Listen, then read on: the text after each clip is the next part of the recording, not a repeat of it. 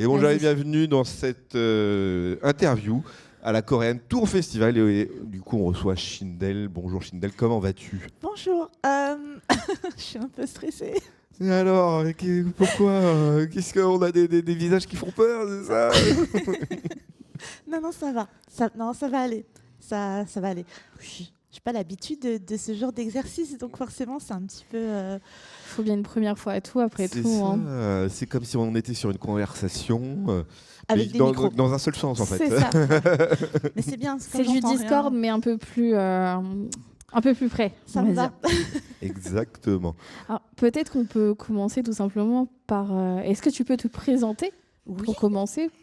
Donc, je suis Shindel, je suis chanteuse et je chante principalement en japonais et en coréen depuis 2007. Ah oui. Ça commence à compter au niveau chiffre, oui. Pourtant, je suis tellement jeune. Mais Et tu as Mais commencé à chanter en coréen dès 2007. en fait, j'ai commencé à chanter en japonais en 2004 et j'ai fait mon premier concert entièrement en langue japonaise en 2007. Ok. Et à peu près à la même époque, j'ai commencé à chanter en coréen, sauf que contrairement au japonais, que j'arrivais mieux à chanter à l'oreille avec les sonorités, le coréen était un peu un enfer. Donc j'ai pris des cours de coréen pour apprendre à lire le hangul, donc l'écriture coréenne, pour réussir à le prononcer correctement, pour pouvoir le chanter correctement. Parce qu'avant, c'était la catastrophe, on va pas se mentir, c'était pas... Là, c'est mieux. Bah, c'est un exercice, c'est vrai que c'est le japonais est plus simple aussi à prononcer, je Oui. pense, même pour nous en tant que Français, on en a discuté d'ailleurs ce matin, que le coréen où tu as vraiment un système un peu oui. plus compliqué niveau labial, Ouais. etc. Au niveau des prononciations, même avec la romanisation Ouais. en fait, la romanisation exprime vraiment pas la vraie prononciation du coréen, contrairement au japonais. Et j'y arrivais pas à ça. J'entendais des trucs, mais c'était pas pareil. Non, ça marchait pas. Et c'est marrant parce que vraiment tu chantais du japonais et du coréen sur une période 2004-2007 qui était où c'était pas forcément encore hyper présent en France en fait. Non. Il y avait beaucoup de mangas mais la culture japonaise n'était pas encore méga présente, c'est plutôt arrivé dans les Et années 2010 C'est au ça. final. Les coréennes encore moins. Et coréenne encore moins. Qu'est-ce qui t'a poussé en fait? T'avais un genre d'influence dans les chants, que ça soit japonais ou coréen, qui t'ont donné envie de chanter? En fait, j'ai eu la chance d'avoir un papa qui était très curieux au niveau de la musique, qui adorait la musique et qui m'emmenait beaucoup en médiathèque pour découvrir des styles musicaux ou des artistes que je connaissais pas. Et comme j'avais cette curiosité, j'aimais bien emprunter des trucs un peu de façon aléatoire. Et quand j'étais encore plus jeune, j'avais découvert un trio brésilien qui s'appelait le trio Esperanza. Et dans leur album, il y avait une chanson en japonais. Je me suis dit, mais c'est génial. C'est génial. Et j'avais laissé un peu ça de côté parce qu'à l'époque, Internet, c'était pas comme maintenant, on pouvait pas trouver tout ce qu'on voulait. Et j'avais gardé la curiosité et en farfouillant sur Internet, en écoutant plein de trucs, j'ai découvert Ai Otsuka, qui est une chanteuse japonaise que j'adore. Et c'est ça qui m'a vraiment remis dans la musique japonaise en me disant, ok, moi j'adore chanter depuis toujours. Et j'avais trouvé une langue dans laquelle je me sentais un peu, pas en connexion, mais tu sais, je me sentais bien quand je l'entendais et j'ai l'impression que ça m'allait bien à chanter. Tu te sentais à l'aise. Ouais, c'est ça. Mais plus de la chanson, parce que je sais qu'aujourd'hui, dans les casus, on va dire, dans ceux qui ne connaissent pas forcément la musique japonaise, il y a beaucoup de la J-pop, de la K-pop, mais aussi c'est beaucoup le city pop qui fonctionne très bien dans cette langue-là. Des années un peu 70-80. C'est ça, dans ce mood-là, justement hyper accessible, et justement où c'était plutôt dans ces styles-là où c'était vraiment purement de la Non, musique c'était K-pop, vraiment purement de la J-pop de l'époque des années, ouais, début des années 2000, quoi. en mode boys band ou en mode band, quoi, un peu comme ça. Après, moi, j'écoutais surtout des artistes solo féminines comme donc Ai Otsuka ou Boa, qui est une artiste coréenne qui chante aussi en japonais. Et c'est grâce à Boa que j'ai basculé du côté obscur du coréen. Parce que moi, j'avais découvert d'abord ses chansons japonaises avant de découvrir que la demoiselle était coréenne et qu'elle chantait en coréen. Et je suis tombée dedans comme ça, quoi. Je me suis dit, tiens, une difficulté de plus, pourquoi pas? Allez, c'est parti. Et du coup, est-ce que tu as appris... Enfin, ce que tu nous as dit que tu avais quand même du coup, dû apprendre le hangul. Est-ce que quand même le japonais, t'es passé par là, t'as fait un apprentissage de japonais ou comme c'est assez naturel, enfin, plus naturel. Est-ce que tu n'as pas eu besoin de cet apprentissage? Alors, pour le japonais, j'ai pas eu besoin de l'apprentissage parce que ben, c'était vraiment naturel pour moi de le chanter. Oh, ça fait un peu la personne qui se la raconte. C'est une dinguerie. Vas-y. Mais je sais pas pourquoi, mais le japonais, c'est quelque chose qui est venu très naturellement et même au niveau de l'accent. Et ça, j'en suis super fière parce que j'ai un léger petit perfectionnisme qui fait que quand je chante dans une langue qui n'est pas la mienne, j'ai envie que ce soit le mieux possible par respect pour la langue que je chante et pour les gens qui parlent cette langue. Et j'ai toujours une petite fierté quand j'ai des Japonais qui viennent me dire que je chante comme une Japonaise. Ah. Et que des fois, quand ils entendent chanter, mais qu'ils me voient pas, parce qu'ils entendent juste, qu'ils pensent que c'est une Japonaise qui chante, moi, ça me fait toujours plaisir. Parce que je me dis, je travaille pas depuis toutes ces années pour pas réussir à évoluer et à m'approcher de mon but de vraiment pouvoir chanter comme une native, en fait, même si je parle pas la langue, mais... Je pars du principe que pour aimer une langue et pour aimer écouter de la musique, on n'est pas obligé de comprendre parler la langue. C'est ça, tu répètes les mots et tu essaies de perfectionner vraiment en langage, comment on appelle ça, le langage des syllabes, quoi, en Oui, gros, c'est presque ça. syllabial, Ouais. quoi. Ah, ok. Même si je chante pas de chansons sans savoir de quoi elle parle. Oui, oui. Parce que forcément, quand tu parles pas la langue et quand les gens en face de toi la parlent pas, il faut que tu puisses exprimer quand même les émotions ou ce que peut raconter la chanson, même si tu comprends pas la langue. Donc, et puis j'ai pas envie de chanter un truc. Oui. Voilà. Après, on ne sait pas ce qu'écrivent les Coréens, ça se trouve. Voilà. Oui, mais ça aussi, hein, je fais attention. Et en coréen, je chante surtout des OST de drama. Bon, bah là, à part des trucs qui pleurent, l'amour perdu, l'amour qui revient, et des trucs un peu dramatiques, normalement, il n'y a pas de danger. Ça devrait bien se passer. Il y a eu du wassa aussi, un moment où tu as chanté, je crois. Oui, sur YouTube. J'avais fait un challenge il y a 2 ans pour essayer de me remettre un peu, parce que j'ai beaucoup de mal avec mon image et j'ai beaucoup de mal à me filmer pour faire des vidéos. Et je sais que je devrais en faire plus pour essayer de justement me faire un peu plus connaître. Mais j'ai beaucoup de mal avec ça. Et en plus, comme je disais, comme je suis malentendante, quand on fait des covers sur YouTube, c'est bien de pouvoir faire du mixage et faire quelque chose de qualité. Et moi, j'ai envie de faire quelque chose de qualité, mais je peux pas parce que j'entends pas. Donc, mixer je peux pas parce que je me rends pas compte du rendu. Et des fois, je vais avoir l'impression que le rendu est pas mal. En fait, non, vraiment non, c'est pas ouf. Hein, mais je peux pas faire plus. Et ça m'a tellement frustrée que j'ai un peu laissé tomber et je me suis un peu lancée sur TikTok en me disant sur TikTok tu feras des acapellas, tu feras des trucs un peu spontanés, un peu à l'arrache et tout va bien. Mais il faut que je me filme quoi. mais du coup avec ce côté le fait que tu entendes mal, du coup tu as un côté frustration parce que peut-être que tu as aussi comme objectif de par exemple créer un album de reprise ou ce genre de truc ou absolument pas. Un album de reprise absolument pas. Moi, ce qui me plaît, en fait, quand j'ai commencé à faire des covers et à chanter, j'ai commencé à faire moi, mon but, c'était de faire connaître la musique japonaise aux gens.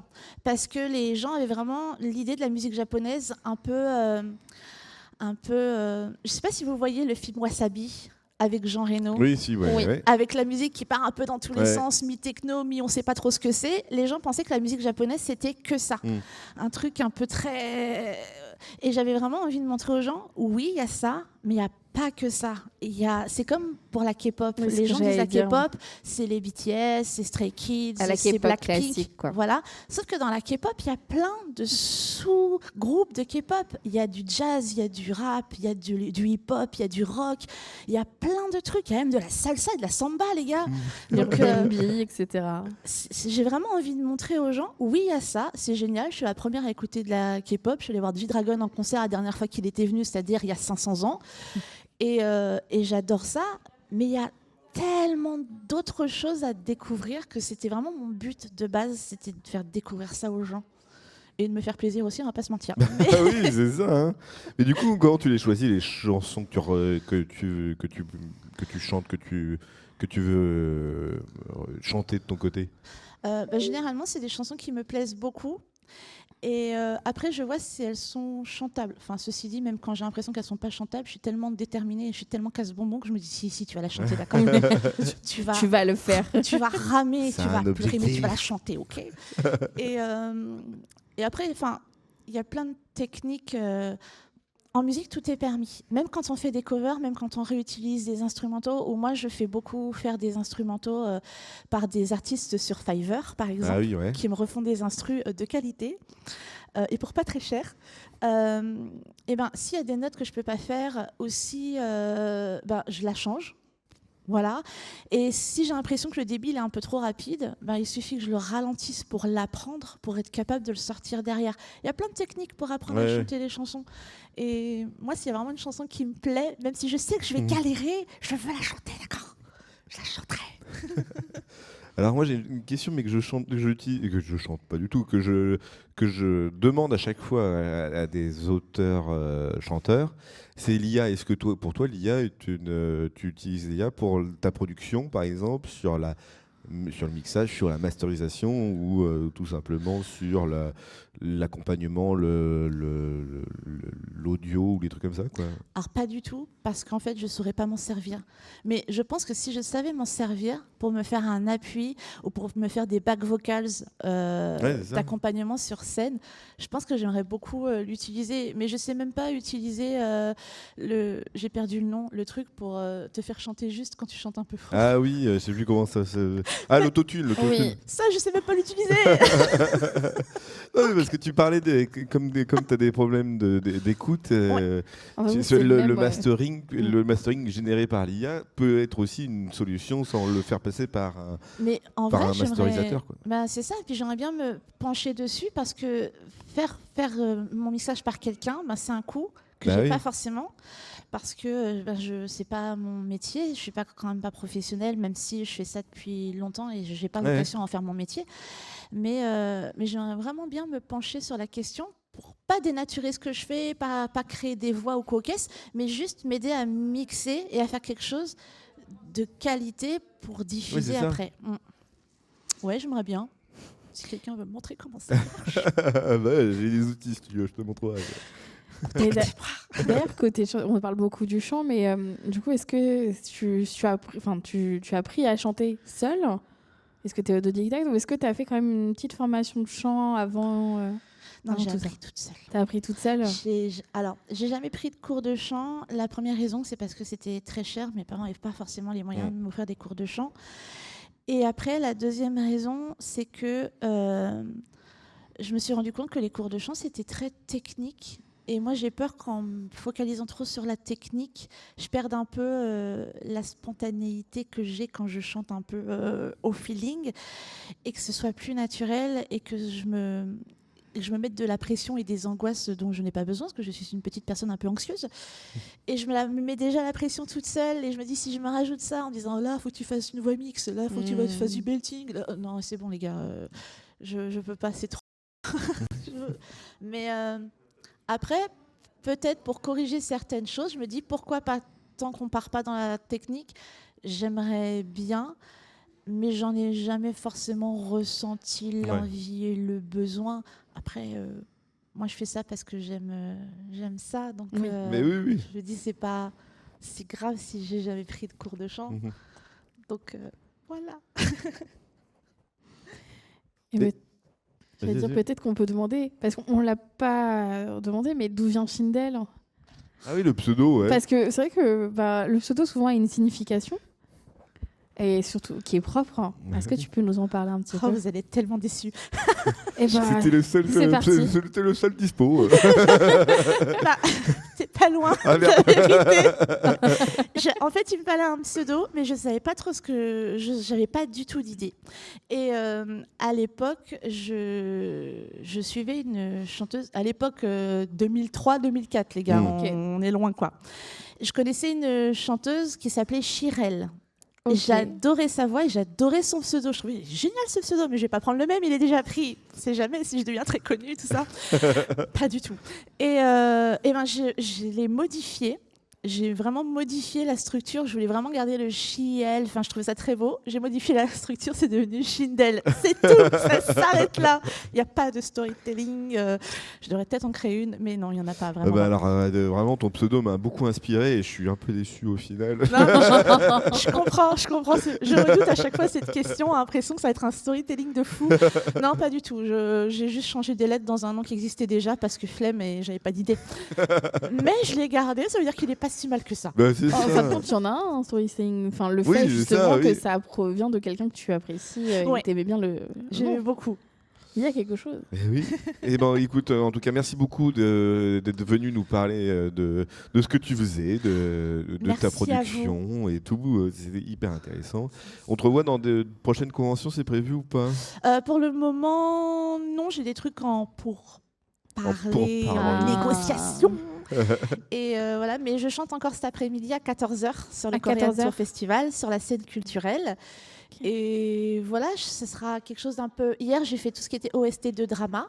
Ouais. Et aujourd'hui, j'ai voulu faire une setlist un petit peu plus chill, un petit peu ambiance coffee shop, parce qu'en Corée, la coffee shop, c'est un peu une légion, c'est une religion même. Et vraiment, ouais, quelque chose un peu plus chill, des morceaux peut-être pas trop connus, mais justement pour faire connaître d'autres choses et peut-être d'autres artistes que les gens connaissent peut-être moins.